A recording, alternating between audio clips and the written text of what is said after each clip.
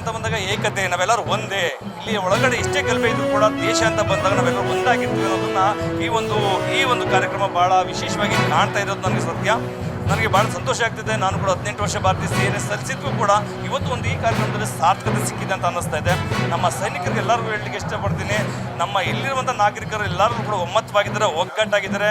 ನೀವು ಕೊಟ್ಟಿರುವಂಥ ನಿಮ್ಮ ಟಾಸ್ಕ್ ಇದೆ, ನಿಮ್ಮ ಡ್ಯೂಟಿ ನಿಭಾಯಿಸಿ ಕರ್ತವ್ಯಮಾನ ಸಹಜ ಅನ್ನುವಂತೆ ಯಾರು ಕೂಡ ನಿಶ್ಚಿಂತವಾಗಿ ನಿಮ್ಮ ಡ್ಯೂಟಿ ಮಾಡಿ ನಿಮ್ಮ ಪರಿವಾರದೊಂದಿಗೆ ನಾವೆಲ್ಲರೂ ಕೂಡ ಇರ್ತೀವಿ ಅಂತ ಹೇಳಲಿಕ್ಕೆ ಇಷ್ಟಪಡ್ತೀನಿ ಸರ್.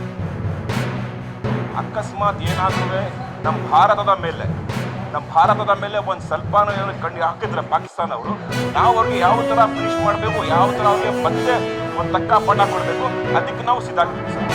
ಫಸ್ಟ್ ಆಫ್ ಆಲ್ ಆ ಬಾರ್ಡ್ರ್ನಲ್ಲಿ ಆ ಥರ ಏನಾದರೂ ಅವಶ್ಯಕತೆ ಬಂದರೆ ಎಲ್ಲರಿಗಿಂತ ಮುಂಚೆ ಅಲ್ಲಿ ಬಾರ್ಡ್ರ್ ಹತ್ರ ನಾವಿರ್ತೀವಿ ಸರ್.